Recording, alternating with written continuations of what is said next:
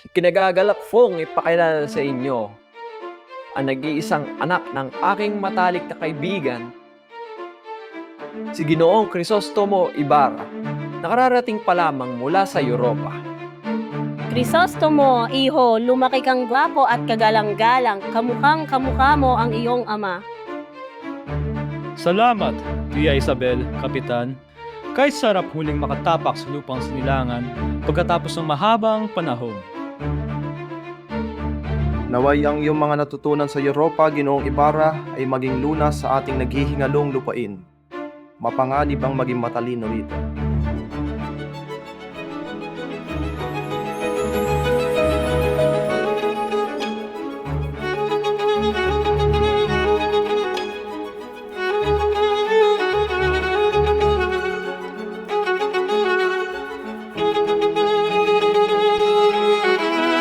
Maaari bang malimutan mo ako sa mga marangyang lungsod na iyong binalikan? Hindi ba naglaho ang alaala ng iyong kalaro? Maaari ko bang malimutan ang aking sumpa? Sa bawat sandali ng aking paglalakbay, ikaw ang aking naging panalangin, Maria. Ay naku Maria, huwag mo na itago ang iyong hilig. Nariyan na ang iyong kabalyero, baka matunaw sa titing. Tingnan nyo, ang kanyang tindig ay tila hindi isang indyog. May dala siyang liwanag na bago sa ating paningin. Halina kayo sa tabi ilog bago pa tayo mapansin ng mga mapangusgang mata na mga tanod. Aawit ako na kundi man para sa inyong dalawa, upang maging saksi ang kalikasan sa wagas niyong pag-iibigan. Hintayin niyo ako! Huwag ninyong iwan ang pinakamaliit sa inyong magkakaibigan sa gitna ng kasayang ito.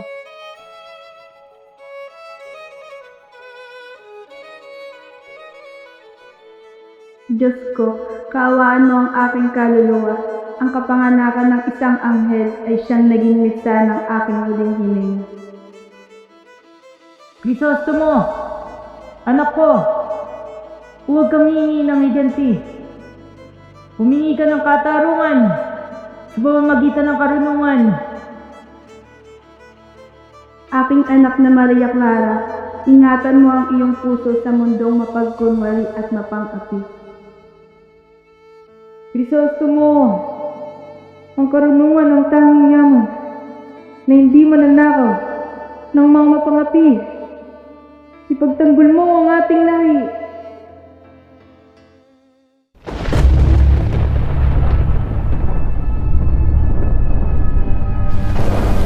Ang mga Indyo, pag natuto sa Europa, ay bumabalik na may dalang kayabangan.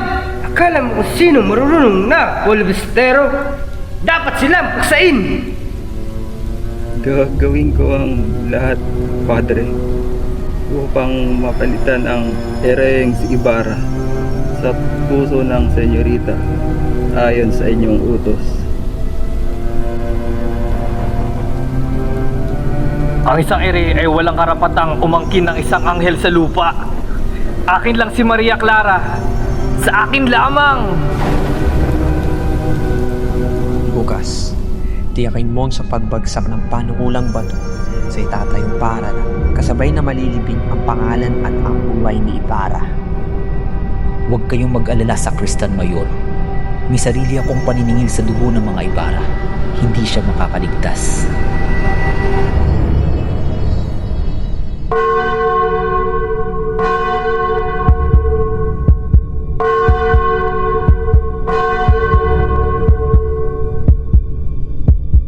Kuya Basilio! Tumakas ka na! Sabihin mo kay inay, wala akong kasalanan. Hindi ko ninakaw ang ginto. Crispin, tumakbo ka na. Habang wala pa ang mga kura. Patawad kapatid. Pangako, babalikan kita. Basilio, anak ko. Crispin, Basilio, anak ko. Dito na sinanan. Basilio, anak ko. Halika dito, anak ko. Ba't ka nagtatago? Halika kay nanay, anak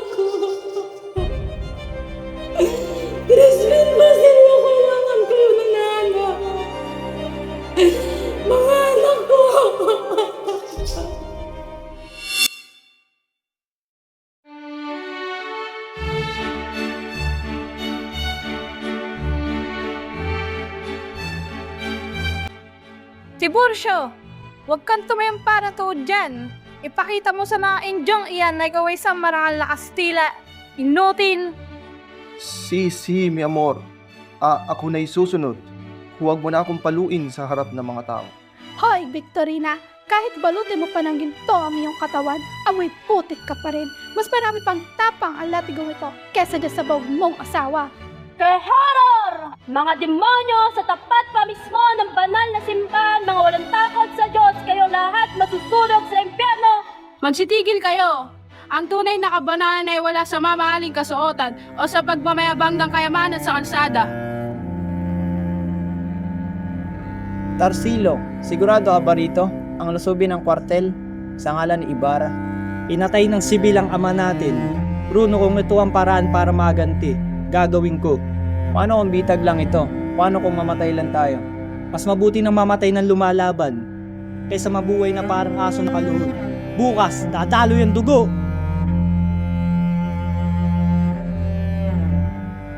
Nakikita ko ang katalinuhan at katapatan mo, Ibarra. Ngunit sa bayang ito, ang pamahalaan ay sunod-sunuran lamang sa utos ng mga nakasutana. Mag-ingat ka.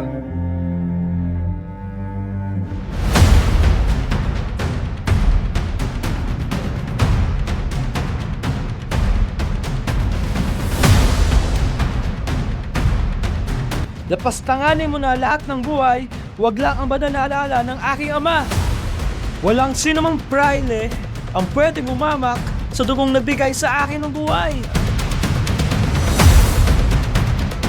Elias, ang katarungan ay hindi kailanman hinihingi sa nagbibingi-bingihan.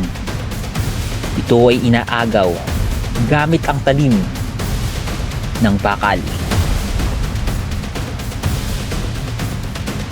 at apoy ng himagsikan. Ginoong Ibarra, ang boses ng mga inaapi ay hindi na maririnig sa pamamagitan ng mapayapang panulat. Kung ang sakit ng lipunan ay malala na, parahas na lunas ang tanging kailangan. Christine! Basilio! Mga anak ko! Nasaan na kayo? Christine! Basilio! Mga anak ko! Nasaan na kayo?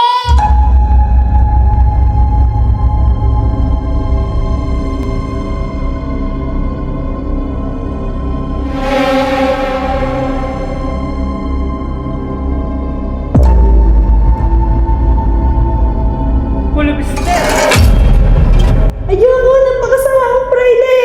Ayoko! Tumahimik ka! Huwag kang maingay!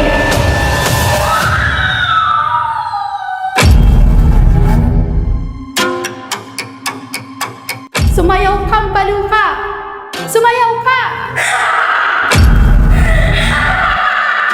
Katayin niyo na ako! Ina!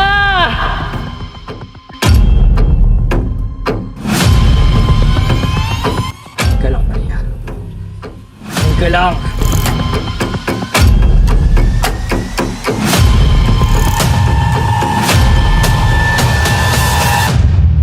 Crisostomo! Ang aking pangalan! Ina! Gumising ka pakiusap! Iligtas mo ang iyong sarili, Ibarra! Tapos na ang pagtitis! Sisimulan ko na ang pag-iimagsik!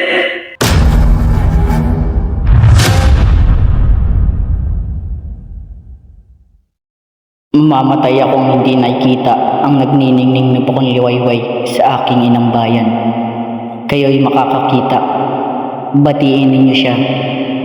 At huwag kailanman kalilimutan ng mga nalugmok sa dilim ng gabi.